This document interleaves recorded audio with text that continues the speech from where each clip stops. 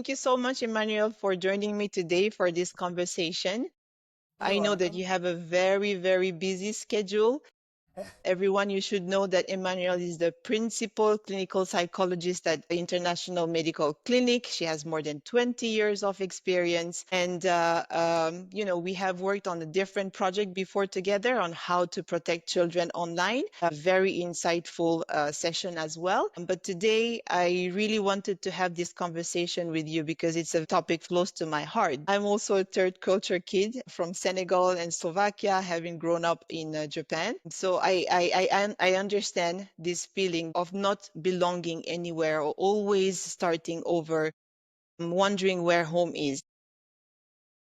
So in this conversation, I really wanted to talk about what it means to grow up between cultures, how it affects identity and confidence, and what we can really do to help our children to feel grounded and supported, even if they don't identify with one place or culture. So, Emmanuel, I want to ask you this first question. Is it really necessary to feel a strong attachment to one specific country, or can we just live without it? Well, thank you for having me, first of all. I think it's always a pleasure to do these talks with you. But first, I think I wanted to actually give a bit of a definition of what is a third culture kid, because we hear the expression, but sometimes it's a bit confusing. What does that mean, right? So I think sometimes people call it TCK. So, third culture kid. It's a child who actually grows up in a culture that is different from the parents or their own country of origin. So they could be born in France, for example. I'm French, so I'll take that example. But actually never lived in France, but maybe the parents are French, but they don't know French, So of course they know French a little bit when they go see their grandparents over the summer. But often it's families that actually go through a lot of international moves. So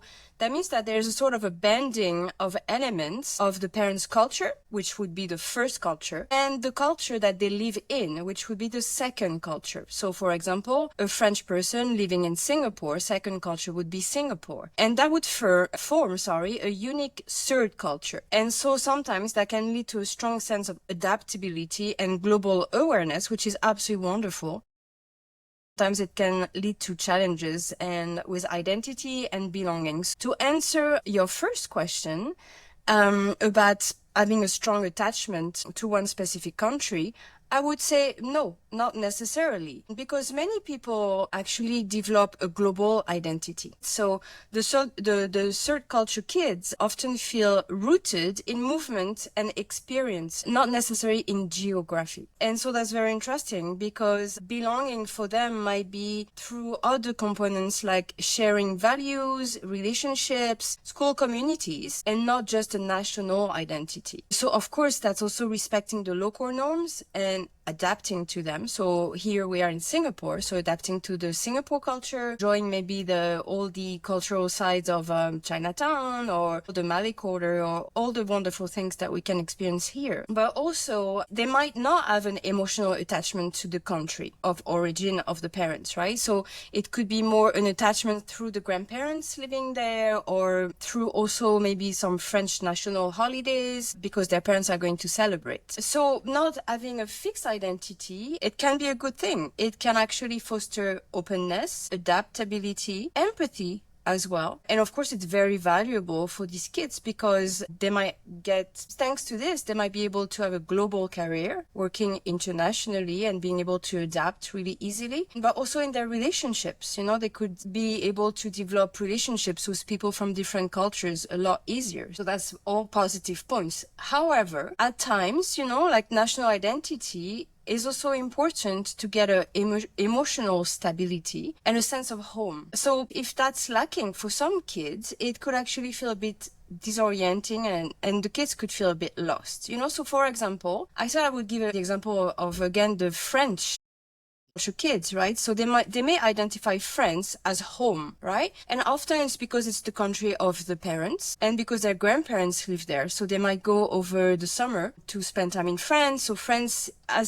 becomes this idealistic place where everything is happy, it's holidays, there's no problem in France, the grandparents, good food, exciting. So then for some of these kids, the only thing they want to do when they grow up is actually study in France. And what we see is that after the back. They might go to France to study. And when they do that, they are completely lost. You know, they arrive in France, they have all those idealistic views of it, you know, but actually they don't really necessarily understand the culture, and they could feel completely confused, you know, because it's like, oh, I thought that was home, but actually I don't know so much about France, you know? And so we see that actually sometimes what they identify as home is really not home. And that can be very disappointing for them, because they are third culture kids. They have different homes in a way.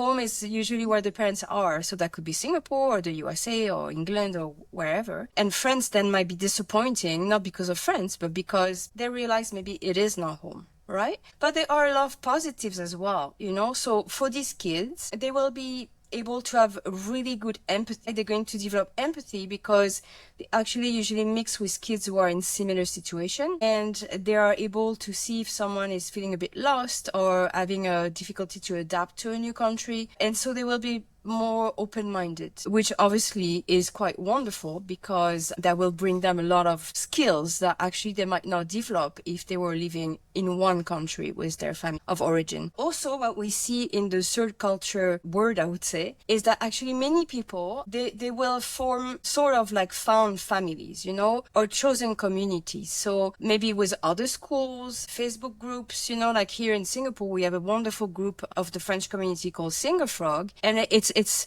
a community in itself, you know. So these are very important to have links with the original countries of country of the parents. And also they will be able to build bonds through shared experiences with other kids living the same situation, with common values. They might develop a sense of humor about it, and also creativity that can replace the cultural ties that, you know, that they might be lacking because of the being a third culture. It's it seems like everything that you're saying, you're talking about me. I wrote it just for you. But it is very true, because I feel, I mean, after years, that there's only positives about being a third culture kid. That's how I see it right now. But of course, when I was in Japan and not being Japanese, when I was outside, it was Japan, but in the house, it was Senegal and Slovakia. Mhm. So it was like really living in two different worlds. Mhm. And of course I was enjoying, I was very proud of it, but at the same time, when I met with a Senegalese person, I would say, oh, I'm from Senegal. But actually, when they started talking about things that are very local, or about the culture, I was lost, because I didn't grow up in there. So Mhm. how can I really relate? Then I think I started also developing this sense of, oh, I don't belong to any country, I'm a bit lost, where is home? Yes, home is where my parents are, but at the same time, I don't know anything about those countries. And can I really say that I'm Senegalese, or can I really say I'm Slovak? So at some time, I remember that it was a bit affecting my esteem, self confidence as well. I didn't want to say much that I was Senegalese or Slovakian. Can speak, for example, Japanese very, very good, but I did understand that I'm still a foreigner in that country as well, even though that was the culture that I was relating the most. So my next question is, because of this lack of attachment, can it really affect the self-confidence, self-esteem? But is this temporary, or as we said earlier, does this become positive in the future? Yeah, that's a wonderful question. I mean, yes, you are right. It can affect the self-esteem. It can affect the self-confidence. It can create a bit of confusion. Now, what I would say is that if a child is feeling uneasy about these feelings, of course, it's always to get support, you know, or talk to a school counselor or even a teacher or a friend, you know, and to not stay isolated with these feelings of where do I belong, and who am I? You know, now that question of who am I, that's a normal question we all have, even if we're not third culture people, right? So I think to answer your question, there are a few points, right? There could be an identity confusion, right? Exactly like you described. Am I from Senegal? Am I from Slovakia? Am I Japanese? You know, because there's no cultural anchors, right? And so that can create a bit of uncertainty for kids, right? And there could be also social isolation. So it's like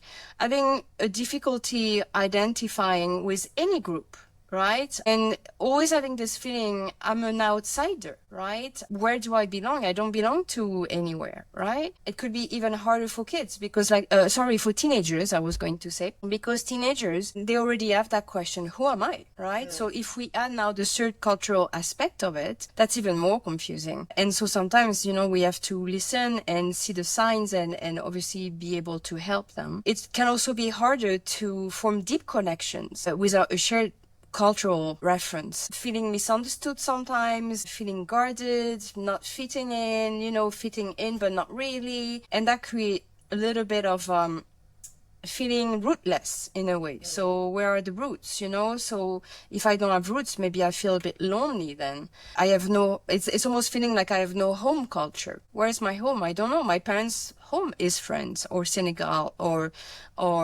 Slovakia. But if I am a child, third culture child, I might not feel that I have a home. Also, the life transitions can be harder because often these children or teenagers, they travel, they might move a few times in their lifetime or, I mean, childhood anyway. And those life transitions will be hard because whatever they created in a specific country, it's not that it will be lost, of course, but it's like, oh, we have to start from scratch. And that feeling can be very discouraging because obviously it's very difficult. It can create doubts as well, affecting the self-esteem, is there a problem with me? Why do I feel like this? Why am I, affected with this? Almost like a feeling of the imposter syndrome, or feeling inadequate and also struggling with cultural expectations, There's a need of constantly adapting, right? And that can cause a sort of emotional fatigue because it's actually a lot of work, adapting to a country, to a culture. And sometimes there's a loss of authenticity, right? So it's like, yeah, what is my origin? Where are my roots? And of course, feeling misunderstood is going to affect the self-confidence. Of course, I think the main point about this is that if we see a child or a teenager or even an adult, actually, it can also be an adult, not feeling so well, feeling a bit isolated, not wanting to go out with friends, of course, is to start having a chat and a conversation and if needed to get a bit of support. I think it's really, really, you're to the point, to be very honest. Of course you are, but I hope. I understand. Like sometimes it can affect relationships as well. But I also see that there's a tendency that whenever I was moving in different countries, I would make easily friends with people who have the similar kind of Mhm. experience as me, and actually that bond becomes really, really strong, and Yeah. for years and for years we are friends now and we understand each other very well. Can we overcome this and become and create and build a relationship with other people without really being judged or I mean, in general, creating a normal relationship? Yeah, no, of course. I mean, thankfully, right? I think the third culture aspect is very interesting because as adults, we also can relate, like I am not from a third culture. I mean, I'm not even sure really, but like I grew up in France, with my parents and my family in a very stable environment, I would say. I mean, being grounded in my country, I suppose. But I suppose when we move to another country, for whatever reason that is, it kind of changes that, So what I find from my personal experience is that actually, of course, I would say I am French because that's where I grew up and that's my roots, I suppose, definitely. But, I'm a little bit different though. Because when I go back to France, maybe people might misunderstand me or not with the language, but like because I changed.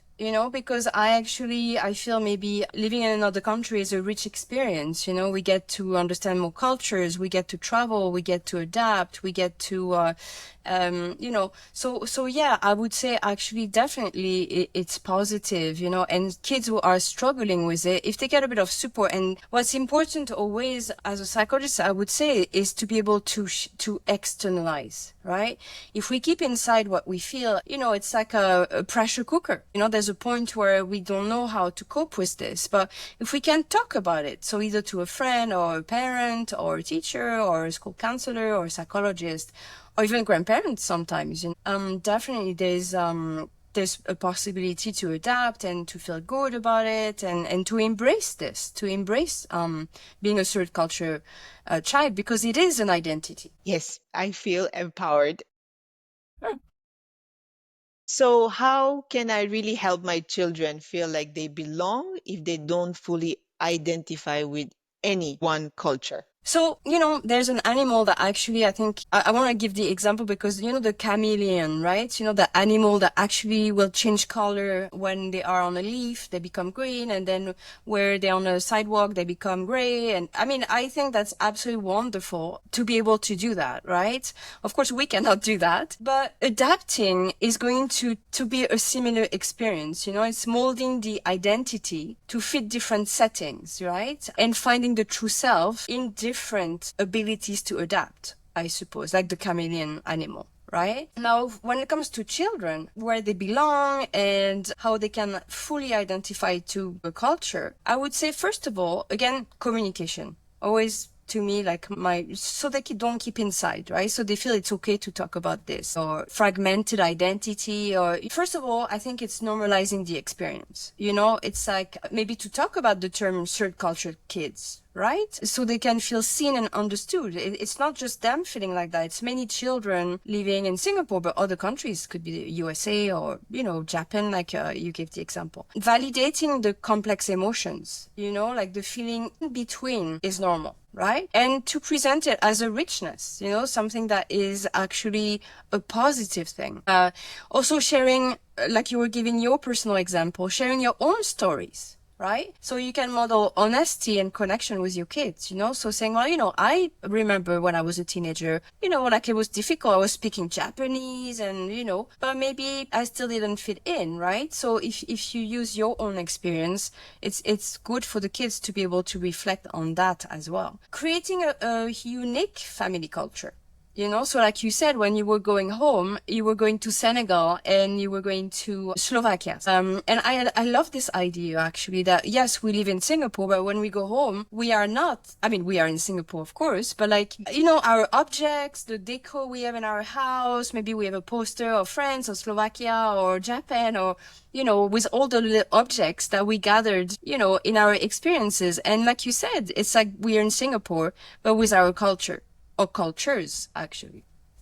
So creating a unique family culture with maybe family rituals as well and traditions. Maybe you might celebrate for yourself. It might be the holidays from the different countries. For me, like I said, I am not a third culture child, but my husband is actually American. So even though I'm not in the third culture, I had to blend also to a different culture. And we celebrate the American holidays and the French holidays and the holidays in Singapore because we love holidays, right? So I think that's creating a sort of a unique family perspective that actually I really enjoy.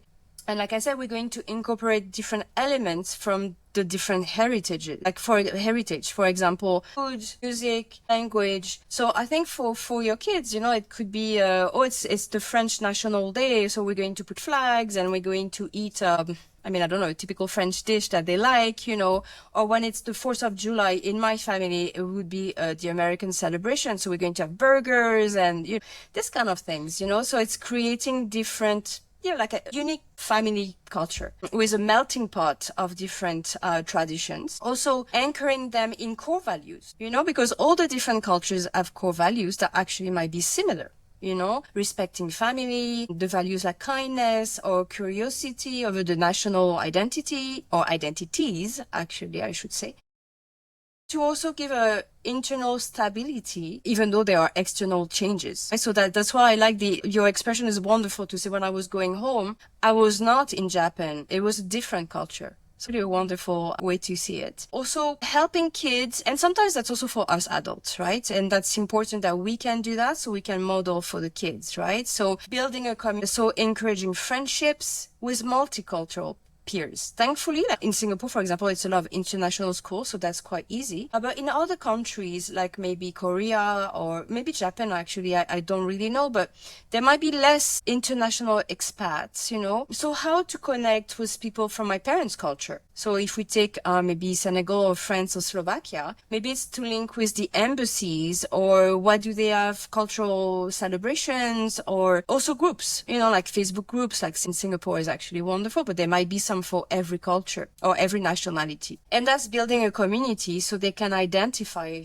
to people who might be in a similar situation. Also engaging the kids in local activities for a sense of place and connection. So for example, in Singapore, it could be learning to dance with a teacher with speaking Chinese, if they speak Chinese, of course, right? Or, you know, like creating lanterns, you know, for the Chinese celebrations, or also in the Malay community, you know. So also they can learn to blend in the country where they live, the host country. Also encouraging self-definition. So exploring their identity. Of course, kids, the identity is never definite, and you know, like it's evolving. Like I said, I give the example of teenagers who actually always have to kind of think about, who am I?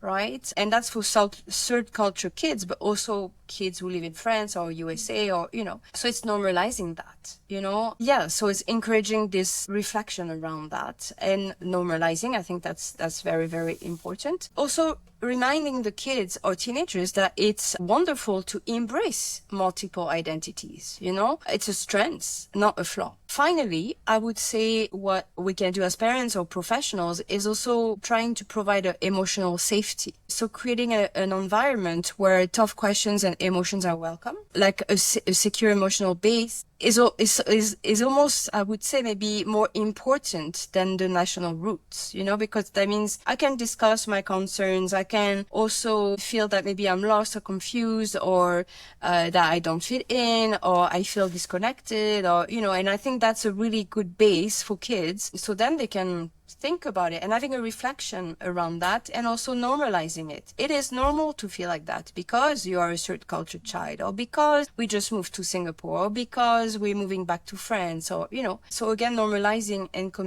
communicating.